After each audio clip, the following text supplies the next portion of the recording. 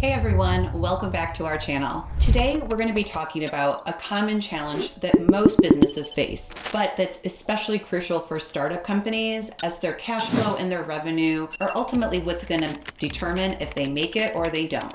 We're going to talk about lead generation and customer churn. If you're focusing too much on bringing in new leads and not enough on keeping your current existing customers, this video is for you.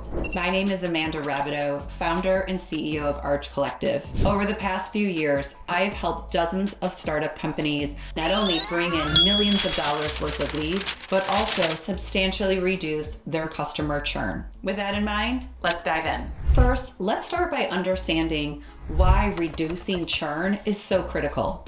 Some of you may have heard the term leaky bucket. This means that you have a lot of customers that are leaving your organization and not renewing or coming back for more business.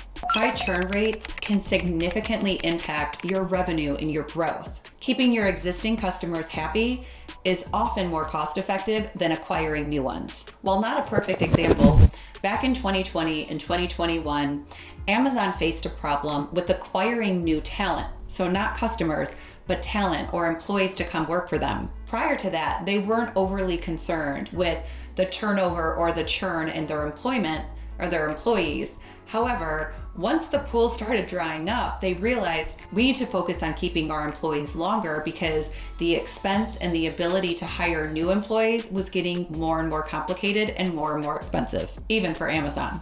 Now, how does this relate to lead generation? Satisfied customers are more likely to bring in repeat business and be advocates for your brand. They can refer new leads, reducing your cost of customer acquisition and increasing your credibility. On top of all that, when you have the right customers and they're satisfied, this can do a ton for your brand equity. I've done tons of videos on brand, so if you want to learn more about building your best brand, check out some of that content. You've already invested a lot in your brand and you certainly don't want anything to diminish it. Warren Buffett once said, it takes years to build trust and it takes seconds to destroy it. Same with a brand. Now here's an important point that very often gets overlooked. Marketing plays a crucial role in reducing churn. On a recent podcast, we discussed how founders are often so focused on top-line revenue growth that they neglect the power of marketing and retention. Many companies think of churn reduction as a customer success or even sales function, but marketing can and should be a big part of developing that strategy. One thing that I recently talked about with a client is that churn doesn't start on the day of renewal. In fact, churn often happens at the very first days of your relationship with that customer. So right after they've signed the contract or right after they've signed up, that can be one of the most critical times in reducing your churn at the end of the engagement. What do I mean by this?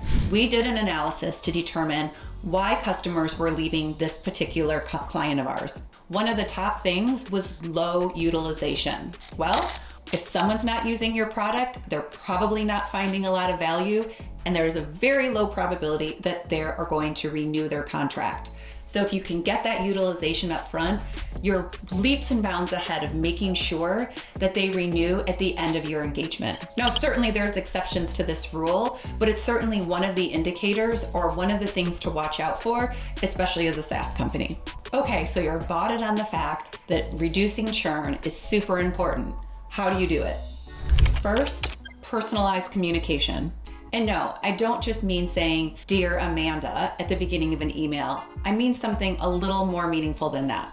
Tailor your messages to meet the needs and preferences of your customers. Use email marketing to send personalized offers or messages and provide updates and content that would resonate with them. Going back to my utilization example, tips and tricks and ways that they can use your product or service, especially in the software sector, can be incredibly helpful. Second, actively seek customer feedback. If you've been watching me for a while, you know I love a good voice of client interview. Well, this is the time and this is the way you can leverage your voice of client interviews to help better understand your customers, their pain points, how they're using your software, and use this information to reduce churn. For example, If you know that everyone loves using your reporting function, but it takes 15 clicks to get to their final report, create a better process for that, or provide tips and tricks for shortcuts on how they can get to that same report.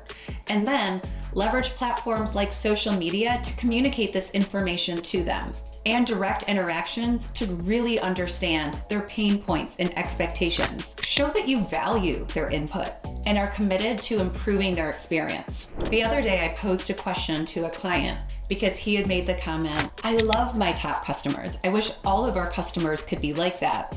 And so what I asked him was, do you love those customers because you're showing love to those customers? And what I mean by that is the more time that you spend with your customers, whether you're most important or you're least important, the more value you're gonna get from that relationship and the better they're gonna feel about their relationship with you. Spending time with customers is so critical, but most important in all of this, and if you take away anything from this video, the time is important, the outreach is important, but the most important thing you can do is listen. Voice of client interviews aren't a time to be selling, upselling, cross-selling, asking for favors. It's a time to ask questions and listen and learn. Once you have all of this information, pass it on to your marketing team for them to leverage and improve your messaging, your content, anything that would touch the customer.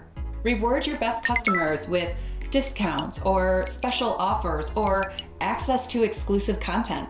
This not only incentivizes repeat business, but it also makes your customers feel appreciated.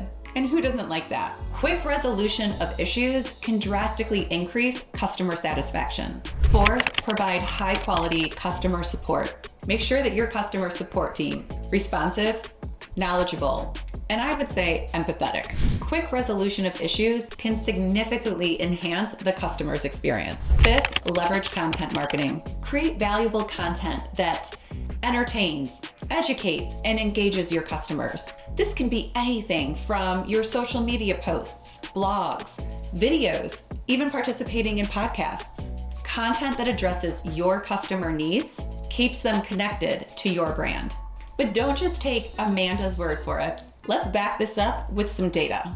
According to a study by Bain & Company, increasing customer retention by 5% can increase your profits anywhere from 25% to 95%. That's a heck of an ROI. Another report by Harvard Business Review highlights that acquiring a new customer is anywhere from 5 to 25 times more expensive than retaining an existing one. These stats further show the importance of focusing on reducing customer churn. To point out here, and this is the softer side, if you will, of customer relationships and even marketing.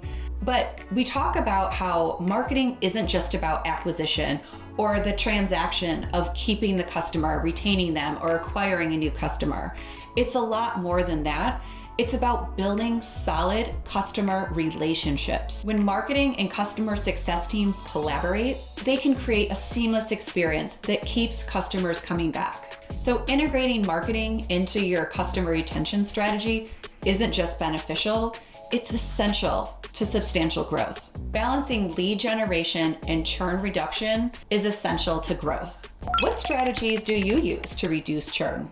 I'd love to hear your thoughts and what's worked for you if you drop them in the comments below. If you found this video helpful, give us a thumbs up and subscribe to our channel for more startup tips and marketing insights. Thanks for watching, and we'll see you next time.